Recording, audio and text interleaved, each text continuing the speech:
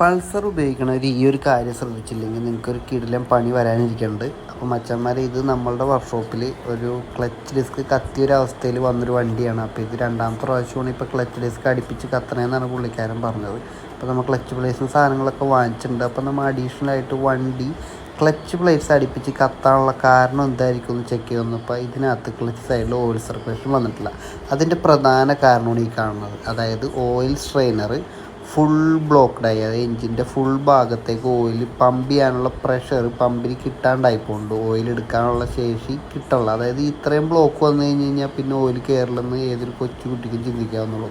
അപ്പോൾ മച്ചന്മാരെ, നിങ്ങൾ ഈ എഞ്ചിൻ ക്ലച്ച് സൈഡൊക്കെ കഴിക്കുന്ന ടൈമിൽ ഈ ഓയിൽ സ്ട്രെയിനർ മസ്റ്റായിട്ടും ക്ലീൻ ചെയ്യാനായിട്ട് ശ്രദ്ധിക്കുക കേട്ടോ. ഒരു 15,000 കിലോമീറ്റർ അഥവാ 10 കിലോമീറ്റർ ടു 15,000 കിലോമീറ്ററിൽ ഈ സ്ട്രെയിനർ അഴിച്ചൊന്ന് ക്ലീൻ ചെയ്യാൻ എല്ലാവരും ശ്രദ്ധിക്കണം. നല്ലതായിരിക്കും. അത് എഞ്ചിൻ്റെ ലൈഫ് നന്നായിട്ട് കൂട്ടാനായിട്ട് നിങ്ങൾ സഹായിക്കുന്നുണ്ട്.